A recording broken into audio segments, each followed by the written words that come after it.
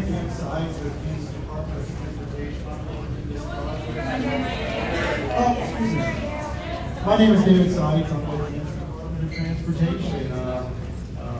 I'm managing this project for K254. So thank you all for being here tonight. I think right off the bat, I'd like to give some special thanks to the school district for giving us the opportunity to hold this meeting here tonight. I'd also like to thank our project partners at the local government, Sedgwick County, Butler County, Wichita, Keachai, Park City, Bel Air, Vinton, Towanda, El Dorado. Did I get them all there? So what we're discussing tonight is the K254 Corridor Access Management Plan. And a lot of you have had questions in the past, what is a Corridor Access Management Plan? Well, we've done the research out here on K254, and what we have found is that we expect traffic volumes and development to continue to grow out here. So we're going to see higher volumes and a higher future need out here along 254. We think it's a great highway, but there's more to do out there. And so what we're doing with this plan is mapping out kind of what a good plan would be to maintain a safe highway that's going to meet the needs of the traveling public. So tonight we're sharing the preferred alternatives and recommendations. That's what we're sharing tonight. And what we actually have are two sets of recommendations because we want to be prepared no matter how this goes at us. So we don't really have funding for all of these projects that you're seeing tonight. This is really going to act as a guide for us to make good decisions and work with our community partners, the developers, the stakeholders, the landowners. When development comes or opportunities arise, we want to work with them, we want to collaborate with them, and create a corridor that's safe and works for everyone.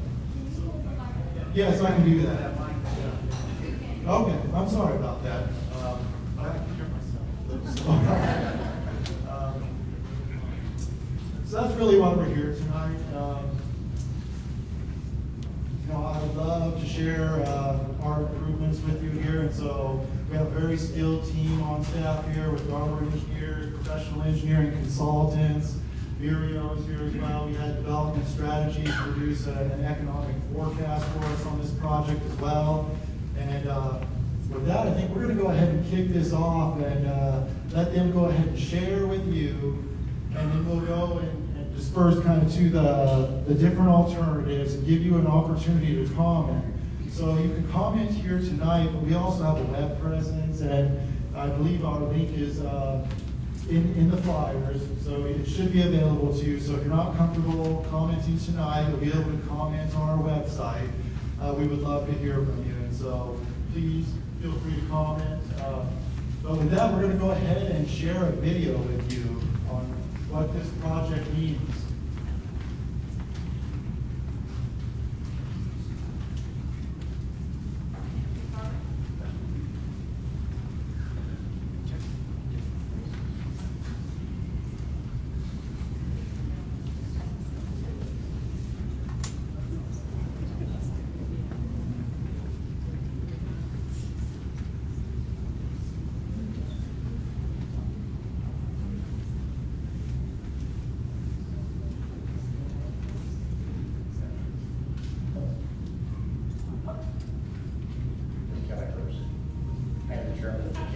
Let's try that one more time.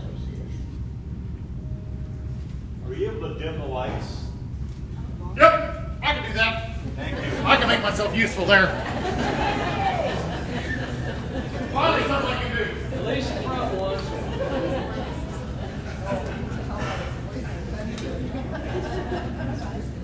I know which one's the front one.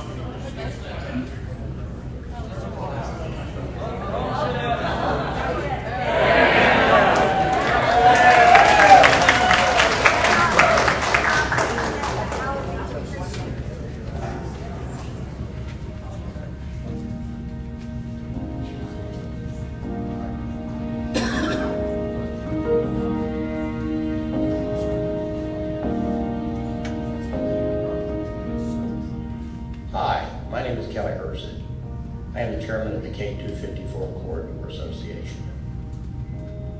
The K254 corridor is important to me because I want to see people, families, and freight travel the highway safely. As a primary connector for several communities in south central Kansas, the K254 highway is a key contributor to the overall economy of the region. Longtime residents of the area have watched K254 evolve from a 2-lane road to a 4-lane highway and become a key east-west route for local and regional traffic. The continued development and growth of the communities along the K254 corridor have led to increased activity and new challenges and opportunities for adjacent communities. Over the years, numbers of devastating crashes have occurred on K254. I've seen many people killed, including children as young as 14 and adults as old as 80.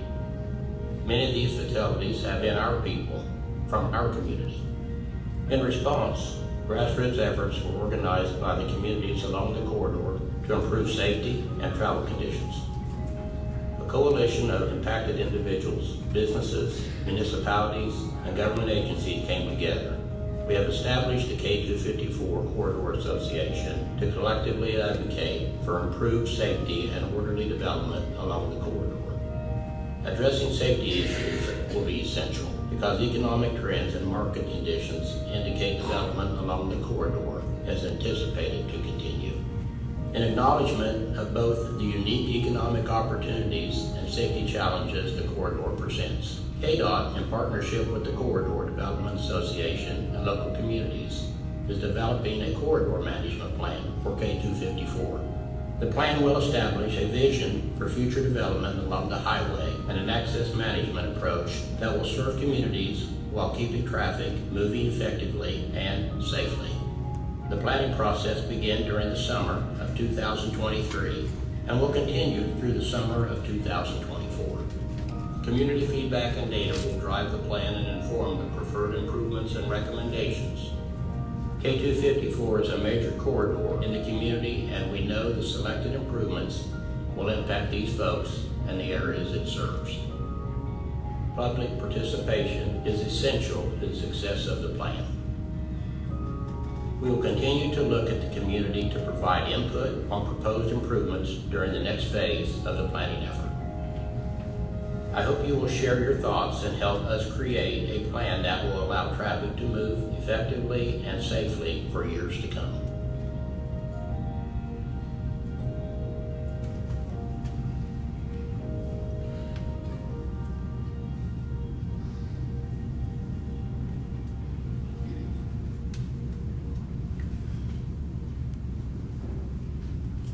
Now, Mike will turn the lights back on and we'll get to the rest of the presentation. We wanted to share that with you all so that you had an understanding of where we are in the process right now. We really are in the planning phase, and having conversations with you all through public meetings is really important as we go through that process.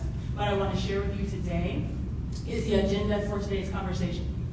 So we want to share with you what we've heard so far and what we've learned. You're going to see that through the graphics that we show and some of the other slides that we have today. We also want to talk to you about what David mentioned, the preferred alternatives and the recommendations that go along with that. There are lots of ways that we can take your comments today, and then we'll close with what the next steps are in the process. We have 4 phases of community engagement as we go through this planning effort. Those phases also align with the overall planning process in terms of what we have to develop and so on and to show you. So our first round had to do with issues and opportunities. We also then took that first round, built on that, to come up with potential improvement options. That was our second phase, which was around in the fall. And now we're to where we are today, which is the preferred alternatives and the recommendations. And then by the time we get finished with the spring, where we are right now, kind of into the end of the summer, we will have a preferred alternative. So right now we're in phase 3. During our second phase of engagement, again, we were talking about potential improvement alternatives. We had a meeting here. How many of y'all were at that meeting? Okay. So we had a meeting here, but we also heard that we should go and talk to young people, young drivers. And so we went to the community college and we went to both high schools and talked to students there. And we shared the same things with them that we shared with you all. We also had commenting online. Had a lot of people participating online. We also had a stakeholder open house where we talked to the different municipalities and the counties in those meetings. And then we have a steering committee, which is also made up of representatives of those groups. and we talk with them. Some of the things that we heard are probably no surprise to you all. These are some of the summary of that. A lot of concern about previous crash locations. We talked to some of you all and some of the students. They had either been in a crash, knew of someone who'd been in a crash, seen one. Safety was a really, really important thing that people talked about. Particularly if you look at the comments online, you see a lot about safety. We also heard a lot about speeding drivers. Someone came in today and asked about the speed limit. Is that going to change, etc.? People are going beyond the speed limit. And so we heard a lot about that. And then certain types of improvements were really important to you all, like rumble strips and signs, things like that, to let people know who are driving north and south trying to cross K254 that you are coming to a highway. And you can't just go across. We also know that it can be hard to see. And so there are crashes and things that are happening because of those conditions. And so y'all shared a lot with us about that and the need for those rumble strips and other types of improvements. We also heard about stormwater management. We talked to some people who had hydroplaned because of rain and things like that and the conditions in certain parts of the corridor. Something else that we heard about again is making it safe, particularly for people who are not yet experienced drivers. Transportation corridors should be safe overall. But when you're a new driver and you're in a situation that may be more challenging than others, there are certain things that come to mind to our parents and grandparents when we think about those young drivers, and y'all made a strong point to us about that. The other thing is, when is this going to happen? We are in planning right now, and so y'all ask a lot of questions about the timing, like how do you get from planning to design to construction, how much money is that going to be, etc. Since we're in the planning phase, we're trying to figure out what the vision could be, and that's based on things that you all have told us, but it's also based on a lot of technical analysis of where there are crashes, what the traffic volumes are, what the land use is, all of those types of things. Are you following me? One of the things that we asked you is, since we had a range of potential improvement options, and there were several, we wanted to know which ones were most important to you. So of the many ones that we shared, we asked, what are your top 6 that you want to be able to see in the corridor? And in order of 1 to 6, y'all said acceleration, deceleration lanes, because you want to be able to get up to speed and slow down when you want to get off K254. There was a comment online, someone was saying, well, I don't think you should have to slow down if you're on the main line on K254 for people that are trying to get on, because they're going so fast. You need acceleration lanes, deceleration lanes to manage that traffic flow. You also wanted to see overpasses, so you wouldn't have to cross at grade, like the same level, you go over K254. People were interested in that. Turning lanes. You also were interested in interchanges. Y'all know what an interchange is? It's the kind of thing where you see ramps off and on the highway. So y'all wanted to see those. You were interested in frontage roads, backage roads, and also traffic signals. So what we want to do today is talk a little bit more about our process, some of the things, elements that we need to touch on as we go through the planning effort. And then we want to point out to you where some of these improvements that y'all wanted to see might show up along the corridor at this current phase of planning. You know that we have long-term things over here, which you're also going to see on the screen. We have short-term things on the other side of the room, which you're also going to see on the screen. I want to let you know also that when you see those today, it's a little bit hard to read, so you will want to go look at the tables and see that, but we will do our best to communicate to you what it is that we're talking about, okay? With that, I'm going to pass this over to Mandy. While you're doing that, will copies of the maps be visible online in case Yes. I don't remember something? Yes. So I Maps. can The maps are online, the info sheet is online, ways to comment, it's all online. look short and long. Yes. Thank you.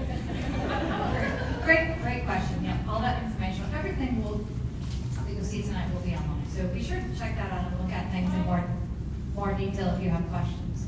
Am I too quiet? Is that better? Much better? Okay, great. Wave your hand if I tend to pull the microphone away from my mouth.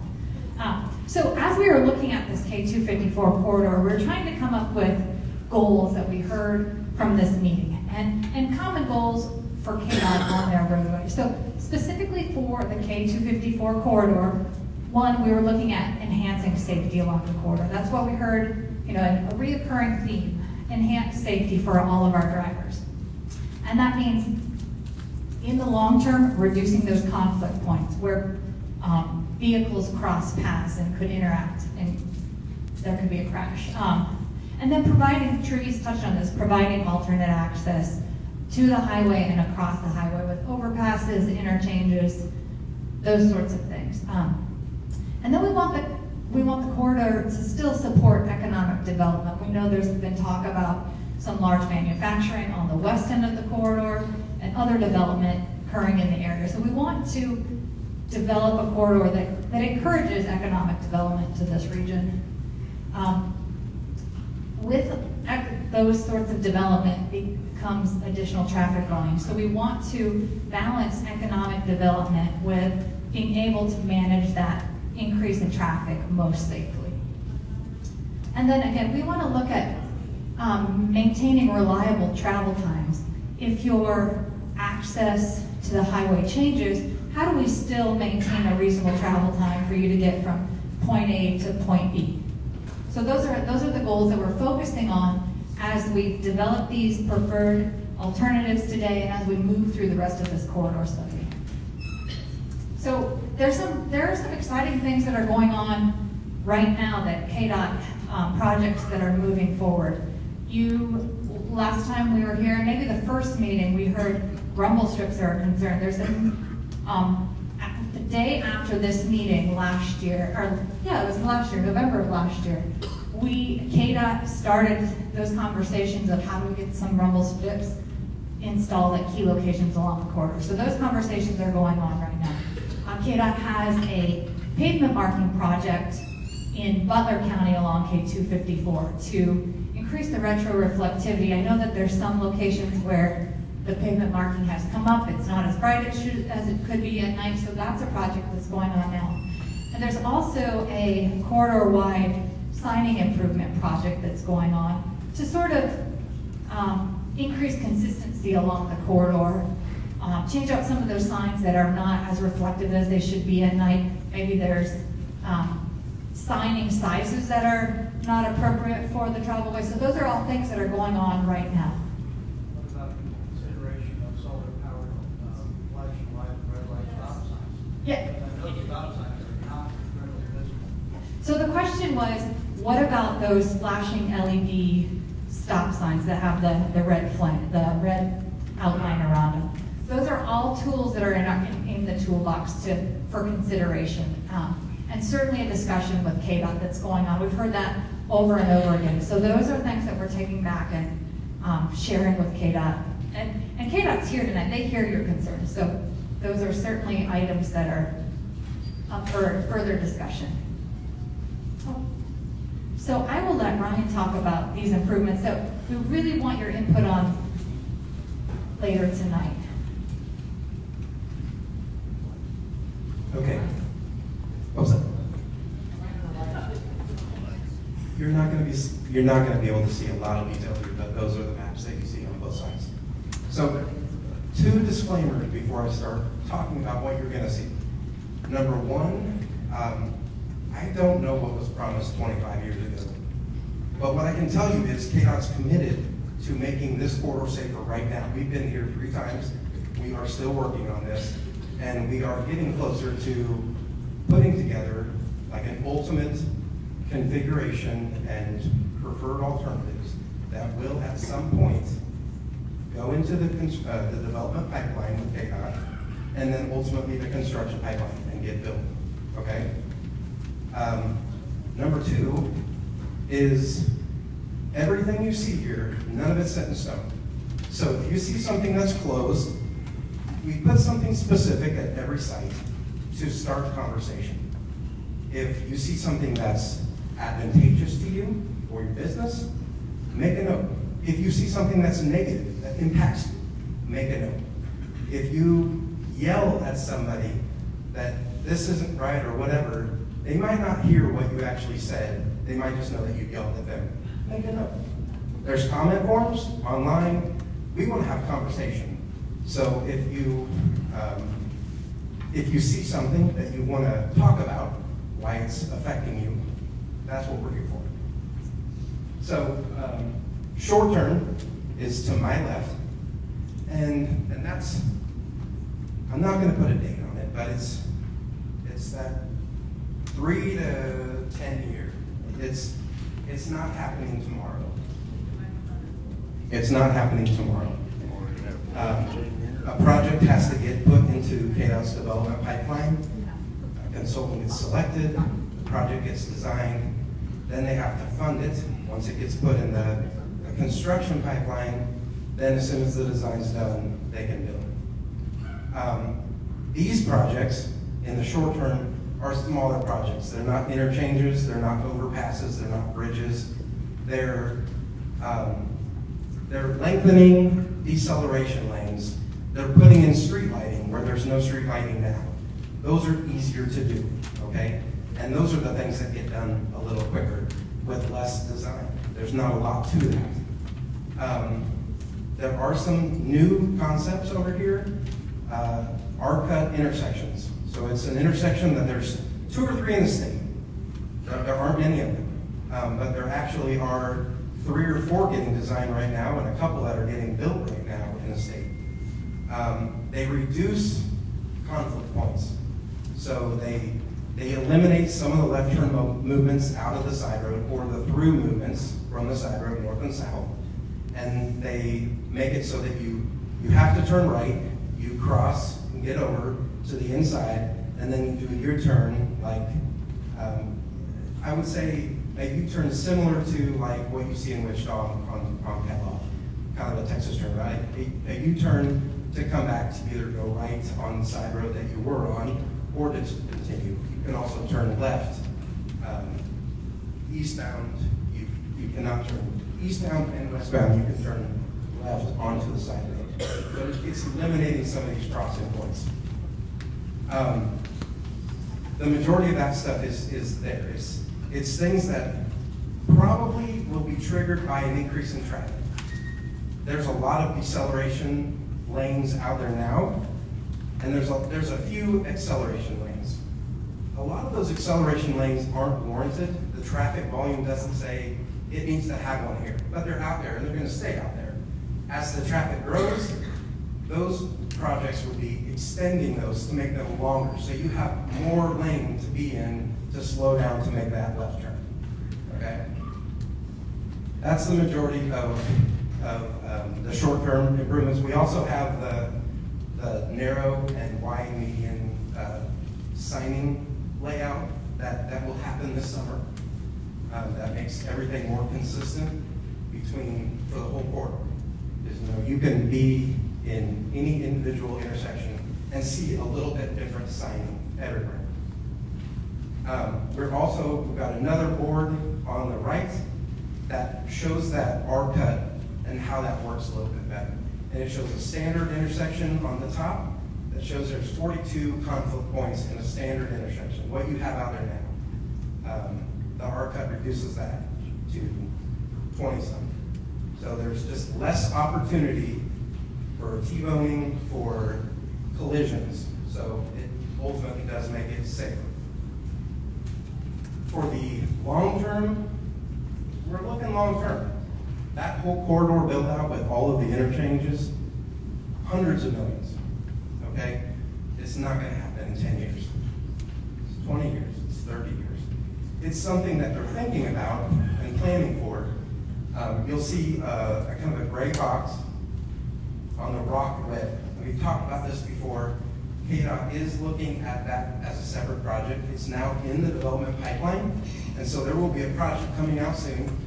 The consultant will be selected for, and they will design what's going to be at Rock and Red. They will design it, okay? If they get funding to build it, then it will get built, and it will be something that's sooner. A little longer than that, but well quicker than long-term improvements. And it's staying ahead of if there is some economic development in this area, but it's also showing that we are committed to improving this corridor, and that's kind of that first big project that would happen, all right? The rest of long-term improvements include interchanges, overpasses, and a few closures. There are some roads that the traffic does not warrant having something there. And the ultimate condition, it will be a fully access controlled corridor. You will be able to get on and off 254 at interchanges only. There will be no driveways that come directly onto 254. So they're going to also use a lot of frontage and backage roads. So there may be, I'll give for instance, Greenwich is shown as an interchange in the long-term condition. And then there are 3 other roads, the next 3 miles, that are either overpasses or closures.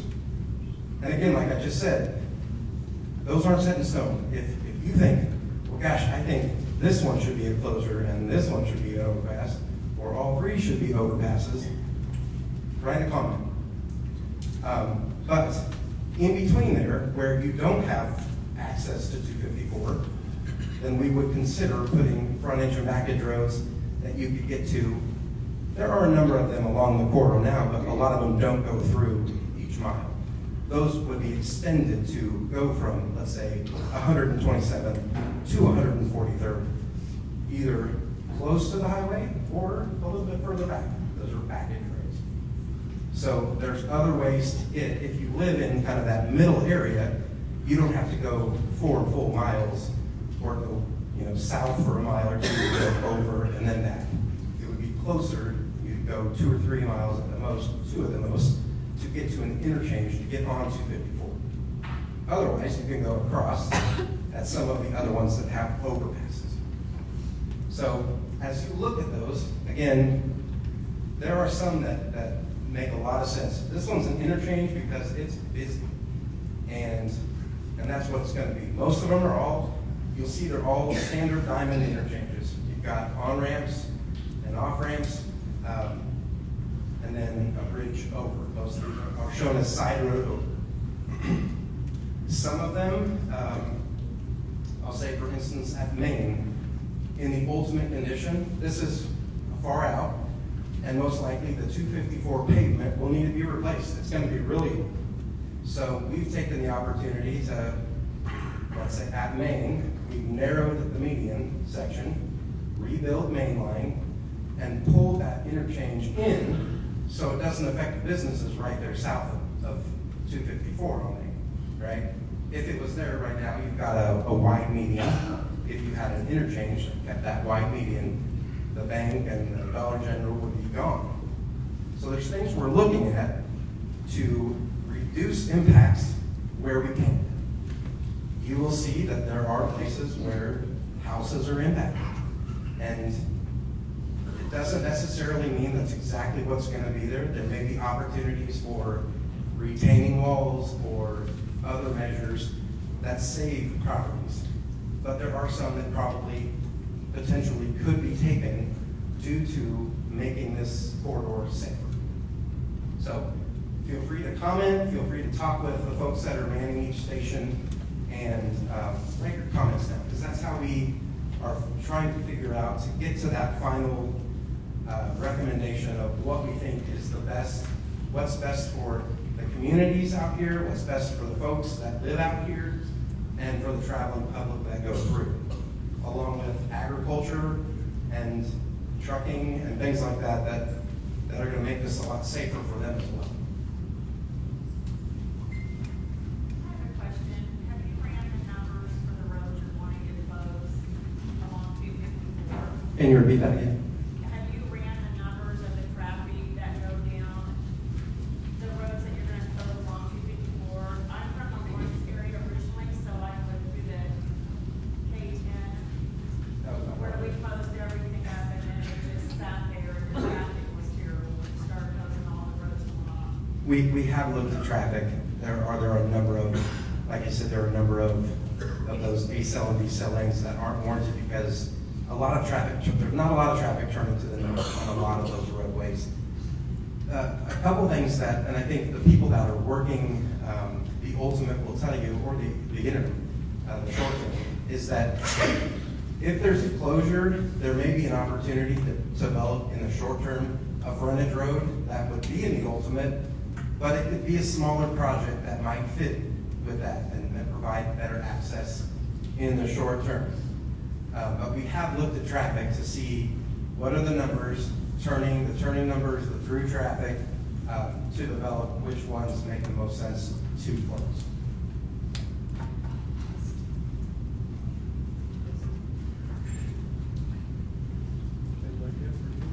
So what I wanted to share with you are the next steps. So I mentioned before that we're going to have another public meeting, but we also have that steering committee. So we're going to meet with them again. That'll happen sometime this summer.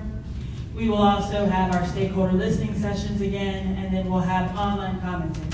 So it'll be another version of what you're experiencing now, but we will have that preferred recommendation. And we won't have several of them and all these options. We'll have refined it. Does that make sense? So this is our key question for tonight. We really want to know what concerns, questions, or comments you have about the preferred alternatives and the recommendations that go along with them. There are lots of different ways to comment. As Ryan just mentioned, y'all have a comment form. If you were able, I think we might have run out of those, but we have a whole bunch of Post-it notes. You can write things down there. You can also go online. You can talk to staff, and we will write it down for you. On those Post-it notes, write anything that you want us to know. And all I just ask is, since we have to type all that up, please try to write clearly so that we can get it all. That'd be super good. So going to the next slide. You can always reach out to us. David Seitz, who introduced the project to you all this evening. This is his contact information. Our public information officer from KDOT, Tim Potter, can also answer your questions. Tim, raise your hand so people can see you over here in the green shirt. And then we have our project website. You can also comment online. If you like to use your smartphone and scan things, hopefully this QR code is large enough that you can do that. There are 3 surveys on there because as we go through each process, we have an online commenting opportunity. This should take you to survey number 3. What it asks you is, are you a resident? And so on. You can answer that question. It shows you the goals that we just shared. We want to know if those are on a scale of importance for you or not. We want to know that. There's also a link to the exhibits. I do want you to know, you probably need to use a bigger device than your phone to look at those exhibits so that you can really zoom in and see the detail, because that's going to matter. After you've done that, the question that was on the previous screen is there, and you can respond to that. You can see people's comments, you can agree with them, you can tack on to it, you can do all of that. And we will gather it all. It's going to be available through the 14th of June.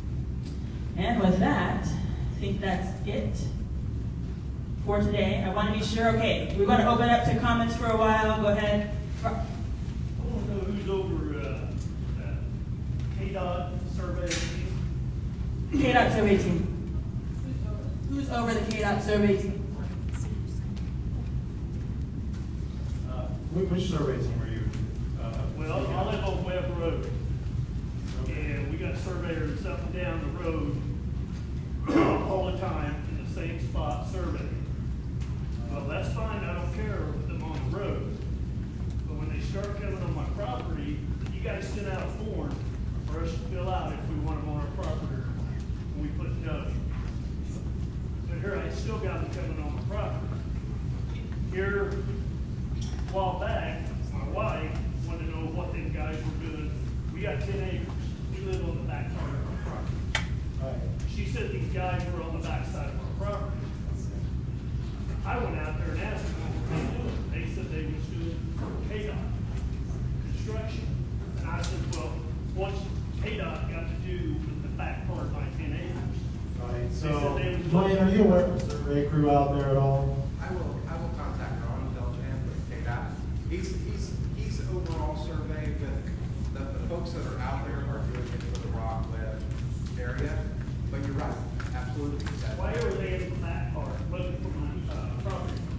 Well, They've got no business, you know, I live a half a mile off the road. especially if you put no on the form. So that's something that KDOT tells them. I mean, they get the forms, they share the forms. So it's more on that guy, or on that firm that's doing it, but KDOT needs to know about it. I've been on the office, they're on, talk to somebody there. And I also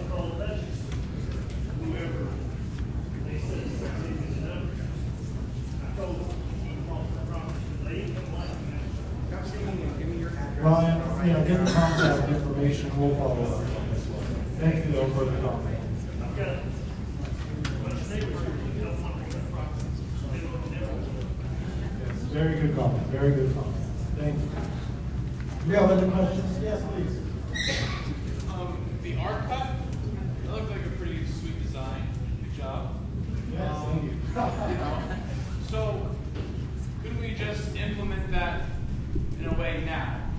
With cones, bollards, portable cement, signage, and all those things, and just do an experiment for 3 months and see how does it go, get feedback. Because like we said, it's gonna be years Right. until that's done, and then it's gonna be even more years until the long-term thing's done. Right, And so in we're the going meantime, to design the highway, according to the general standards for highway design, so. that's outside of the standards? Yes, and I wouldn't call any of our roadway improvements really experiments, but I will say that we have some R cuts in the state of Kansas, and we also have some current proposals for R cuts in the state of Kansas. I believe the first R cut in the state of Kansas opened in Wyandotte County at Parallel and K7 this year. I believe it was this year. And I just received word, we're going to receive a new R cut will be opened in Goddard on US 54 very soon. Right, I guess I don't mean experiment, I mean like K96 and 135, right? Like they've narrowed the traffic for the construction, like when things change, right, there's adjustments over time. Why couldn't, with signage and things, just, implement that with those kind of temporary things until we have the money to actually do it for real? Yeah, that's a good point. An R cut is not a real complicated installation. I say not complicated, but it's not something that just goes in a day. They have to have professional engineers go through, review it, design it. But it's a pretty easy retrofit for a normal, standard, four-legged intersection. And it's a very safe improvement as well. So it's proven to be very safe. So, but it couldn't be done with cones and bollards and No, those I kind of don't believe things? so. We wouldn't put it in it like that. Because where you do the U-turn is like a quarter mile, so there's no crossing there now, and there's no turn lanes to actually get That there. extra turn, just like where our intersections are now, just make it so you can't go across, right? And you just have that. So that's not an architect. Okay. It would just be eliminating the level of movement. Right, okay, great. So we can send you some links to some more information on R cuts. I don't know if it's really well known about in the state of Kansas. As far as I know, we've just opened one in Wyandotte County. We're going to open the other in Goddard very soon. And maybe we'll have a few more in the next few years. So it's not that there's a lot of good information out there at the Federal Highway Association on this type of agreement. It's a very safe way to do an intersection. But the safety and fix the R cut is really strong. It's a really safe way to do an intersection. There's at least one intersection that has right in, right out, which is essentially what you'd be doing, where you can only turn. There's no way using cones and bollards and things to make a safer. As far as I know, that would not fit our standard design. Well, yeah, okay, not the standards, but is it possible? We'll have to talk later. I'm having a little bit of difficulty understanding certainly a permanent installation. So we'll talk about it later. Give us your information. Yes, please.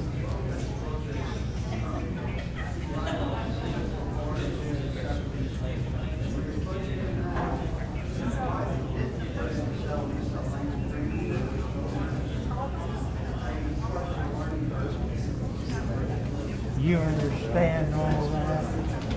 Well, I can't hardly hear it.